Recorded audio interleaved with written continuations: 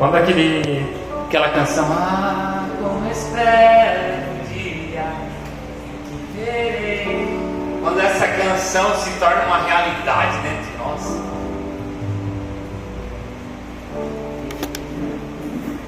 quantos de nós realmente esperamos o dia em que veremos a face de Jesus? E a alegria será completa. Se a gente entender isso, nossa, quando tu canta aqui, vem como uma flecha assim, como eu espero o dia em que verei face do meu amado.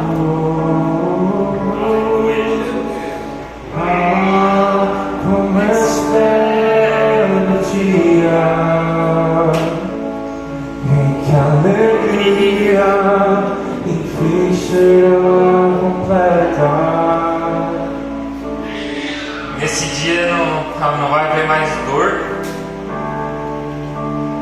Crianças que estão sendo abusadas serão livres, libertas. Toda corrupção não vai existir. E a gente vai ser muito feliz. Será que a gente espera esse dia?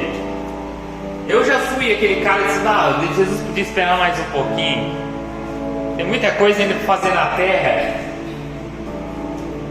Mas quando isso se tornou uma realidade, desejar e ansiar a volta de Jesus, aí quando essa canção foi, aí vem, porque a gente espera o dia em que veremos a face de Jesus. Amém? Conseguiu colocar a foto lá, o Samuel, Miguel? Deu certo depois? Dá para colocar depois, né? Não, pode colocar ali, por gentileza, vamos ver se sabe. E agora eu estou fazendo fotinho Aqui tem uma foto, uma ilustração com Maria, mãe de Jesus. Eles indo apresentar a criança no templo, Jesus andando em Jerusalém, e lá Jesus junto dos animais, com algumas palhas ali. E aí eu coloquei ali uma frase, né? Creio, mas não vejo, um dia verei o que creio. Essa frase aí foi o Luiz, num encontro de jovens que a gente teve, ele, falecido Luiz, hoje não está mais aqui com a gente, mas está com Jesus. E aí ele saiu com essa frase, eu gravei até hoje, né? Creio, mas não vejo, um dia eu verei o que creio. E hoje eu queria, nessa noite, falar sobre Maria. É difícil falar sobre Maria para a igreja protestante. Parece que a gente tem uma barreira quando a gente fala sobre Maria, porque o protestante e o católico, eles têm o catolicismo venera Maria como se fosse o próprio Deus. Mas a gente precisa também colocar uns pingos nos is. De quem é Maria? Maria não é intercessora, ela não é mediadora, mas ela foi bem-aventurada. Maria foi uma mulher diferente. Maria tinha um coração diferente. Ela era uma mulher comum? Não. Comum não. Pode ter outras mulheres semelhantes ao coração de Maria, como eu acredito que tem aqui nessa noite. Mas ela não era comum. Sempre aprendendo com Jesus. Mas assim como nós honramos às vezes Davi, às vezes honramos alguns dos profetas, o apóstolo Paulo, e quando eu digo honramos é fazer menção deles, é lembrar deles, é aprender alguma coisa com eles. Olha como Davi fez isso. Mas a gente às vezes tem dificuldade de falar sobre Maria, e os aprendizados, a gente fala até mais sobre Maria a Madalena e fala pouco sobre a mãe de Jesus. E como a gente pode aprender com essa mulher? não só as mulheres como os homens.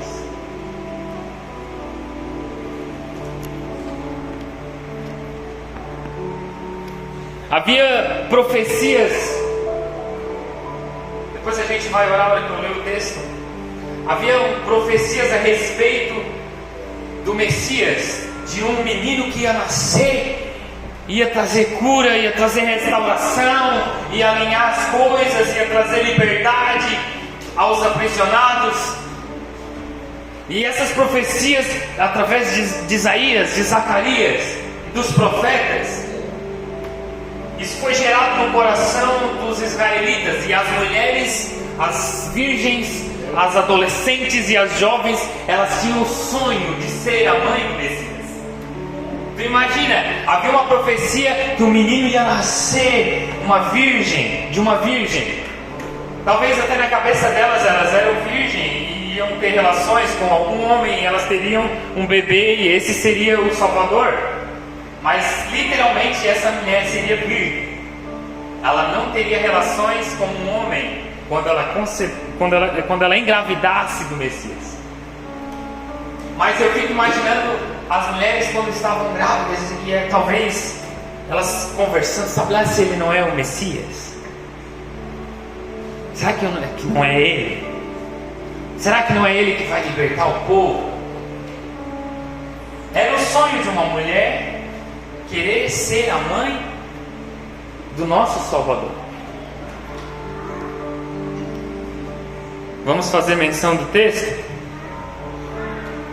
Até aqui tudo bem? Bem? Estão ouvindo bem ali atrás?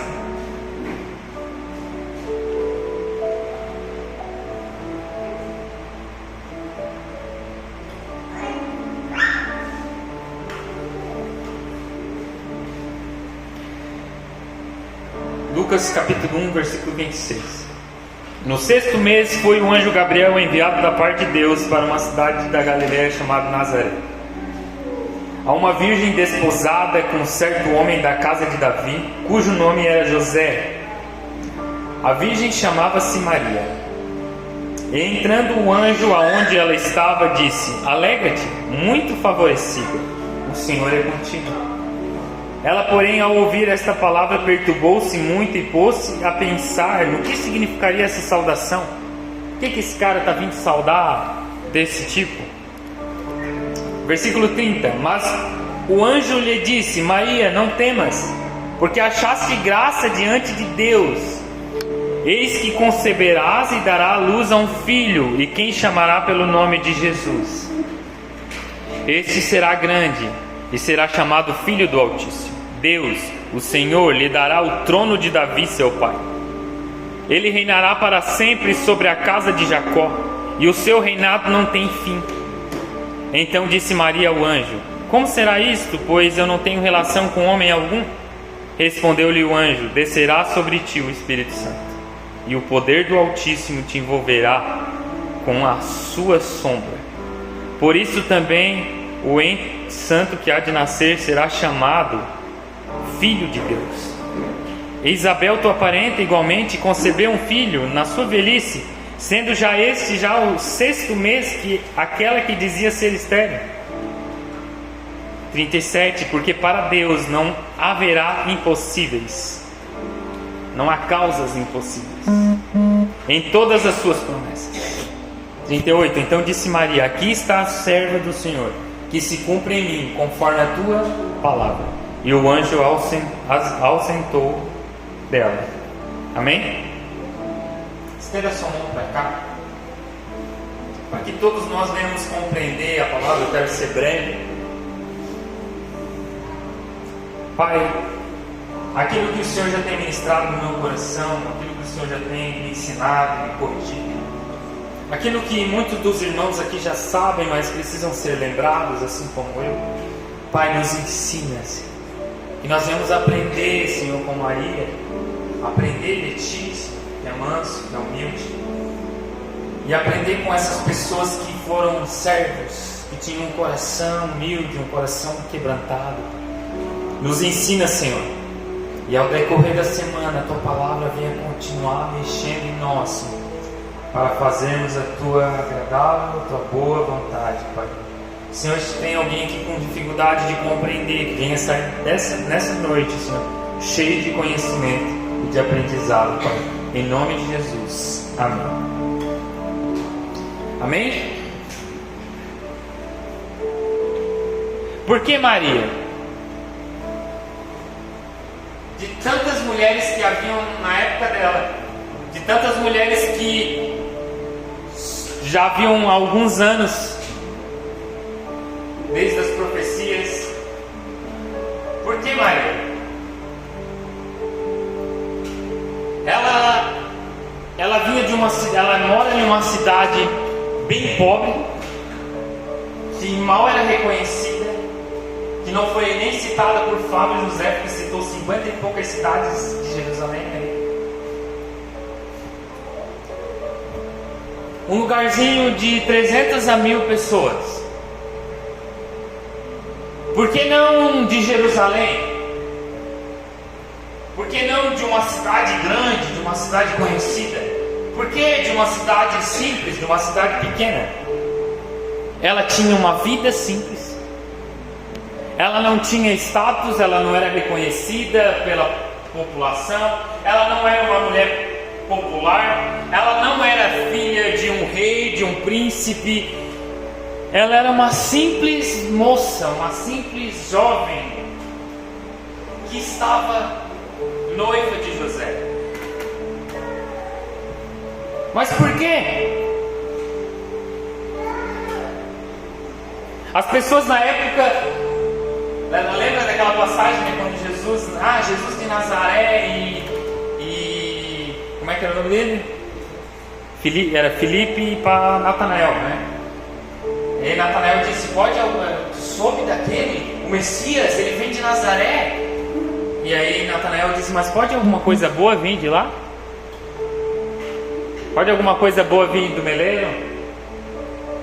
Pode alguma coisa boa vir do pôr do sol? Nós somos no dia do pôr do sol, né? O nascer do sol. Espiritualmente a gente ora pelo pôr do sol, o nascer do sol, porque o sol da justiça se fez presente lá. Amém? E aqui entra um versículo que está em 1 Samuel 16:7, que diz: o Senhor não vê como o homem vê, quando Deus falou para Samuel. Por quê? Porque o homem vê aquilo que está diante dos seus olhos. O homem só enxerga aquilo que está diante, mas o Senhor, ele vê o coração. Os olhos do Senhor, ele alcança outros sentidos. A gente só vê o que está diante dos nossos olhos.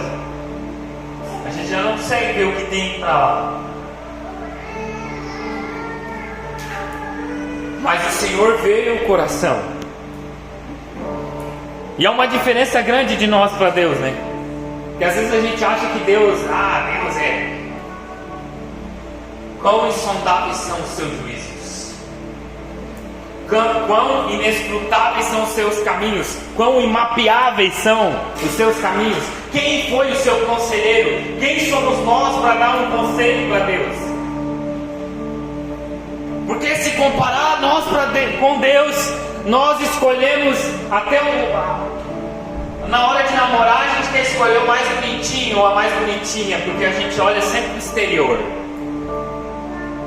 A gente julga pela aparência. A gente só olha isso aí, como se a gente tivesse o sentido de Deus e examinar o coração. Como é que vai comparar nós com Deus? A gente não sabe nada. Os seus juízos são insondáveis, é como uma sombra que não tem mais fim. Os seus caminhos inescrutáveis não dá para entender, não dá para mapear. Ele é cheio de misericórdia. Nós somos cheios de misericórdia? Nós até podemos ter misericórdia, mas cheio de misericórdia, cheio de compaixão, cheio de bondade, cheio de perdão, a ponto de se nós errarmos agora e nós pedirmos perdão, Ele nos perdoa. Mas quando é entre nós homens, a gente até perdoa com a boca, mas o coração fica magoado. Lembra do profeta Jonas? Jonas, vai para Nínive. Tu vai lá e tu vai profetizar que aquela terra vai... Eu vou destruir tudo lá. E aí Jonas pegou o barco e foi para outro lugar. Todo mundo conhece essa parte. Jonas fugiu daquilo que o Senhor tinha dito para ele, vai para Nínive. Ele pegou, dormiu, estava lá dormindo debaixo do barco, dentro do barco, no fundo do navio. E aí Deus enviou uma tempestade, um vendaval, e os marinheiros ali não estavam entendendo, começaram a lançar sortes, porque para eles aquilo era algo estranho. Era um espírito, era algo espiritual. E eles lançaram sorte e caiu sobre Jonas. E ele disse: o que tu fez? Ele disse: é porque eu fui desobediente. Só vocês me lançaram para fora do barco. Lançaram Jonas e ele ficou calminho. Parou dentro do ventre do peixe. O peixe veio, engoliu. E lá ele tem a oração de Jonas, capítulo 3 de Jonas. Ele ora dentro do peixe. E depois o peixe vomita ele em terra seca e ele vai andando até Nínive. E quando ele chega lá, ele começa a dizer: ninivitas, a justiça de Deus está sobre a cidade de vocês serão destruídos. Aí as escrituras dizem que os ninivitas se arrependeram. Eles começaram a vestir pano de saco e jogar cinza, até os animais participaram. E Jonas já começou. Jonas estava bravo com Deus. Tá brabinho, Jonas. Você pode ler lá. Ele disse: estou bravo até que morro. Ponto de desejar a morte. Porque eu fugi, porque eu sei que tu é misericordioso e tu me trouxe nessa terra para eu dizer que eles vão ser despedaçados. Mas eu sei que tu vai voltar atrás e tu não vai matar eles. Aquele povo começou a se arrepender e Deus tirou o castigo deles. Mas tu imagina com um profeta que liberou castigo sobre aquele lugar, dizendo que Deus ia destruir, e agora eles começam a se arrepender e eles: não, e agora a minha palavra, eu disse que eles seriam destruídos, agora a minha palavra, eu vou sair como um falso profeta. Por que ele já não falou para eles se arrepender? Por que ele não fez que nem Jeremias: arrependei-vos? Por que já lançou o juízo e não disse para o povo se arrepender? E aí ele se afastou para ver o que ia acontecer com a cidade. Eu não sei quantos dias ele ficou lá, mas vamos ver o que Deus vai fazer. E ele bravo com Deus. E aí Deus fez nascer um pé de abóbora lá, uma aboboreira. E ela cresceu. E Jonas começou a se alegrar com aquilo. Com aquele pé de abóbora que estava crescendo, estava fazendo sombra. E aí Jonas dormiu. O que Deus fez? Deus secou o pé de abóbora. Quando ele acordou, estava seco. E ele ficou bravo com Deus. E aí Deus disse: está bravo, Jonas? Estou bravo até que morra. Por quê? Olha aí. Matou o pé de abóbora. Aí Deus falou assim: Jonas, tu tem misericórdia disso? Que nem foi tu que plantou, foi eu. Tu tem misericórdia de uma aboboreira que tu nem plantaste, e eu não posso ter misericórdia de um povo que não sabe discernir qual é a mão direita, da mão canhota, da mão esquerda. Ele é rico em misericórdia. O Senhor não vê como o homem vê. O homem vê aquilo que está diante dos seus olhos, mas o Senhor, Ele vê o coração. Ninguém talvez naqueles dias ia dizer: essa aí eu acho que vai ser. Talvez nem ela acreditava que ela poderia carregar o Messias. Ninguém acreditava. Mas o Senhor visitou Maria, porque o Senhor atentou para o seu coração, para a simplicidade, para a humildade que ela tinha. Deus não escolhe baseado em aparência, mas no coração. Assim era Maria, improvável, mas foi escolhida. E assim foi o texto que eu li. Quando Deus falou para Samuel: vai à casa de Jessé e vamos escolher alguém para ser rei. Um dos filhos de Jessé. E quando Samuel chegou lá para ungir, chegou disfarçado, porque o rei já estava incomodado com a presença dele. E aí quando ele chega na casa de Jessé, Jessé, Deus me mandou aqui porque tem um dos seus filhos que ele quer ungir como rei. E provavelmente Jessé já pegou o filho mais grandão, mais forte, talvez o mais velho, aquele que era mais guerreiro, era mais soldado, era mais militar. E quando Samuel olhou, tanto Jessé quanto Samuel, não, certamente é esse que o Senhor tem escolhido, Samuel. Pensou no seu coração? Talvez até falou. E aí Deus fala assim: Samuel, eu não vejo como um homem. O homem vê aquilo que está diante dos seus olhos.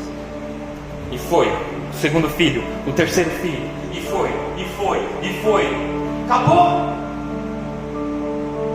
Ué, será que Deus errou a casa? Será que não era esse Jessé, era o outro? Daí Samuel disse: mas não tem mais nenhum? Esse aqui não. Tem um lá. Não, mas aquele é. Não, mas não tem mais. Tem, mas ele é pequeno, é uma criança, talvez um adolescente, ele está lá cuidando das ovelhas. Todos ali fazendo um lanchinho, esperando o profeta. Não, então manda chamar esse. Quando chegou Davi, o ruivo, o baixinho, o pequenininho, o menor da casa, Deus falou: é esse que eu tenho escolhido. É esse que eu tenho escolhido. Até o profeta se engana, até um pastor se engana, até um presbítero, um diácono se engana com a aparência, mas Deus, ele vê o coração, e ele viu o coração de Davi. Não foi assim também com o Gideão? Estava lá malhando trigo no lagar. Normalmente se malhava trigo no morro, numa montanha, porque no malhar o trigo, o vento vinha e assoprava a palha. Então sempre se malhava trigo numa montanha, no morro. Mas por que ele estava malhando trigo no lagar, que era lá embaixo onde pisoteava as uvas para tirar o vinho? Porque os midianitas estavam saqueando Israel. Eles estavam roubando as colheitas dos israelitas. Então ele, para não perder até o pouco que tinha, ele foi até lá embaixo, onde era mais escondido, malhando trigo no lagar, para não ser saqueado a sua última reserva. E aí Deus vem para ele: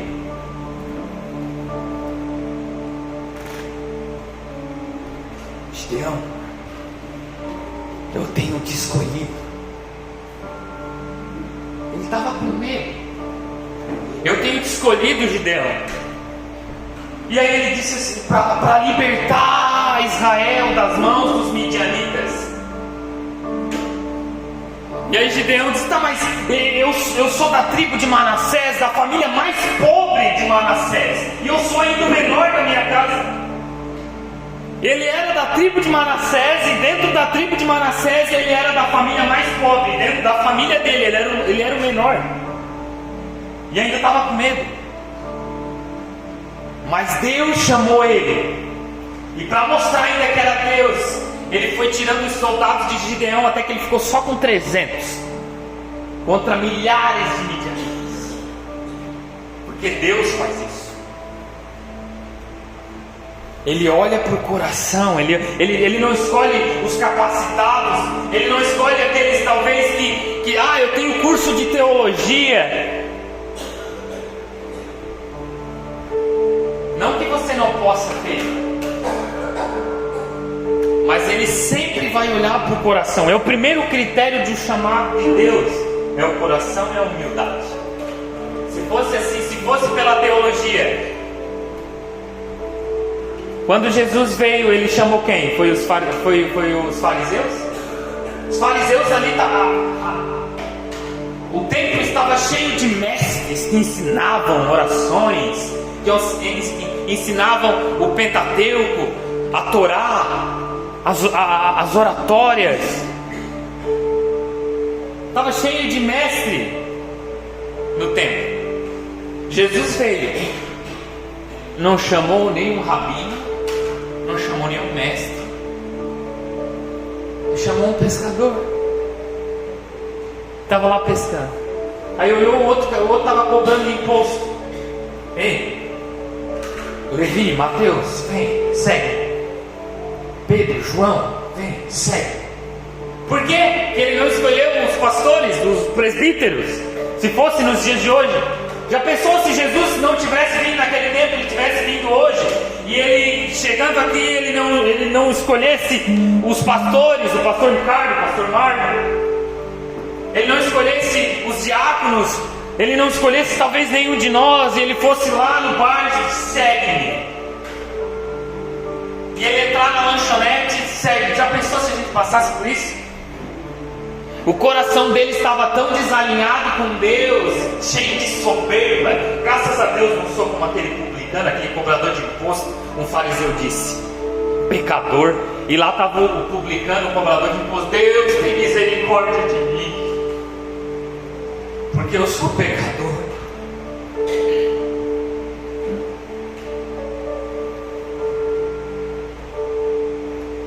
E o fariseu cheio de soberba, eu sou melhor, tem curso de teologia, eu leio a Bíblia todo dia. Jesus, ele não escolheu os capacitados, ele escolheu aqueles que tinham um coração ensinável. O que Jesus quer em você, principal coisa, não é a sua teologia, não é o seu conhecimento, não é o tanto de livros que você lê, não é a faculdade que você fez, mas o primeiro critério, aquilo que o Senhor vê e te chama para caminhar com Ele, é a humildade e o coração ensinável, um coração disposto a aprender. Vai errar como Pedro, vai errar como os discípulos, como João, como Pedro que cortou a orelha do Malcolm, como os filhos do trovão, Tiago e João, que era o briguento, que era o brigão, mas eles tinham um coração para aprender.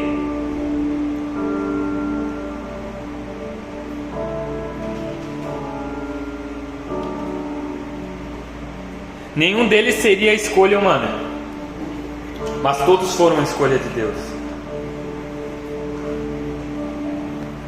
Não adianta a gente querer mostrar algo para Deus que a gente não é. Não adianta a gente querer viver de aparências. Hoje a igreja brasileira, ela está cheia disso. Chega a criar uma papada aqui, irmão.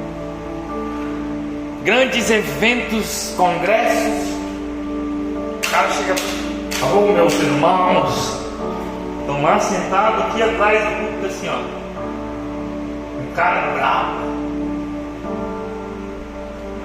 Não vou brincar com uma criança porque eu sou separado. Os pastores têm que brincar com as crianças. Eu vi o Marlon lá pulando com as crianças, o pastor Ricardo. As crianças têm que ver isso em nós, a humildade, que a gente é comum, a gente é sujeito aos mesmos erros. Quem anda comigo sabe, eu não tenho problema de expor as minhas limitações, as minhas dificuldades. Porque já pensou, não, eu sou o santo. Aí naquele dia no telão, olha lá o santo Mateus. Olha o que ele pensava.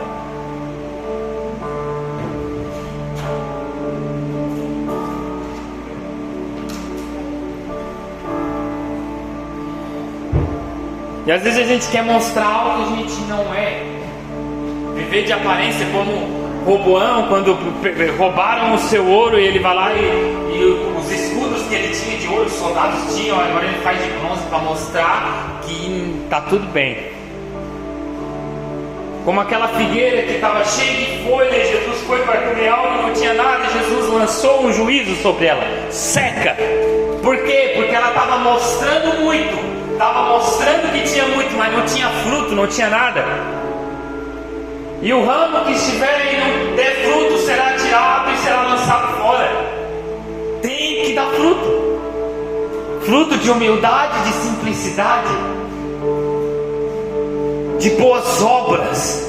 Ser uma igreja irrepreensível. Eu vejo tantas pessoas vivendo tipo uma miséria. Eu fico orando, Deus, o que tu quer que eu fale?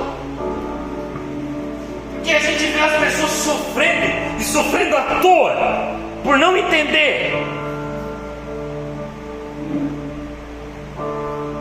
Às vezes apegado aos bens materiais, ai, está dando tudo errado. E Maria tinha uma vida simples.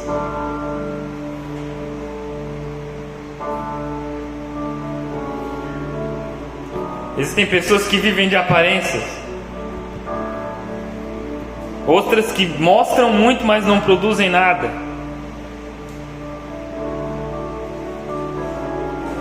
Nós só precisamos carregar o que Deus colocou dentro de nós como mãe. O Senhor, Ele olha para o interior, Ele não olha para o exterior. O Marlon esse dia contou aqui, lembra, né, Marlon, do Scott, um versículo, acho que tu falou aqui. Eu tenho a lembrança que tu falou. Quando a gente era pequeno, imagina, irmão, chegava todo mundo na escola, nós estudando, e chegava um carrinho, na época, o quê? Um Palio. O pai ia com um Fuca. Só pai, deixa nós aqui atrás, aqui, ó, mais longe. Que tinha as mocinhas, né, e a gente, né. E ele troca aí, o mais engraçado é que ainda ele trocava, toda semana ele trocava o carro, era um Fusca, depois já era um Chevette. Não era, cara? Era verdade, sim? Daqui a pouco já estava com uma Brasília. Daqui a pouco falhava na frente da escola. Uma vez ele deixou nós era uma festa que tinha na escola. Tá, depois, a hora que vocês terminavam, vocês me ligam, a hora que ia acabar. E ele pegou o carro e foi. 15 minutos depois ele estava encostado na frente da escola.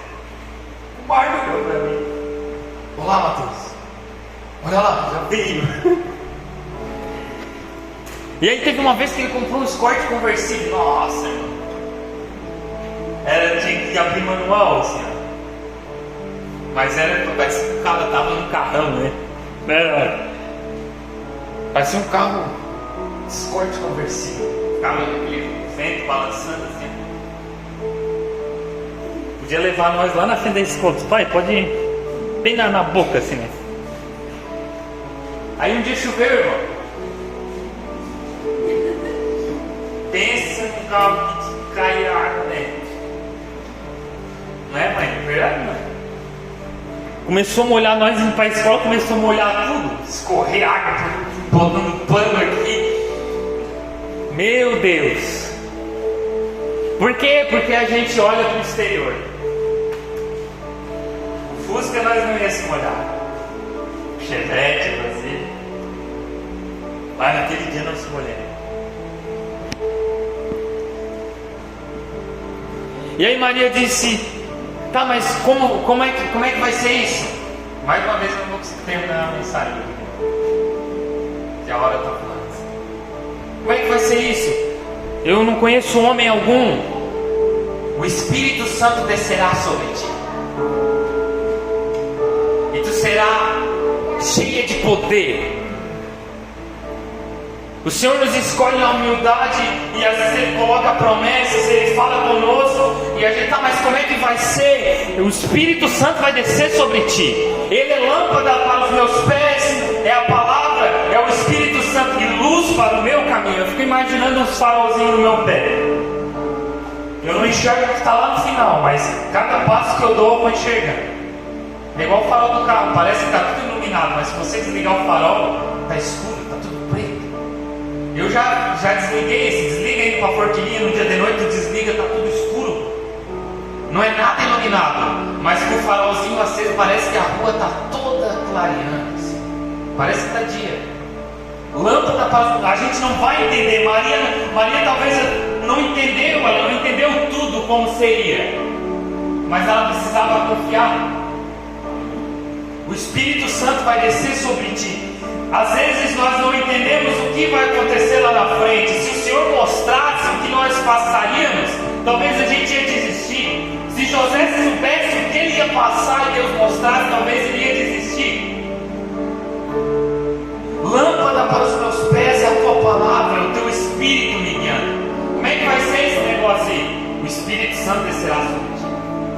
isso já basta. E aí agora ela tem, imagina na cabeça dela, agora ela está grávida, ela está barriguda, e agora ela tem que falar com José. Ela podia ser apedrejada, podia estar passando na cabeça dela, rejeitada pela família. O que o meu marido, o meu noivo vai pensar? E quando ela vai falar com José, eu fico imaginando José, eu sendo José. Eu estou grávida do Espírito Santo. O quê? Eu estou grávida? Tá, mas veio Gabriel. Primeiro, quem é esse Gabriel? É um anjo. Ele prudentemente não falou, não denunciou ela, guardou aquilo, só que ele já teve que um anjo aparecer para ele também. Mas essas coisas poderiam estar passando na cabeça de Maria, mas ela também podia pensar: se o Senhor, eu acredito que era isso que ela pensava, se o Senhor me deu, Ele vai estar no controle de tudo. Ela tinha que crer que Deus estava no controle de tudo.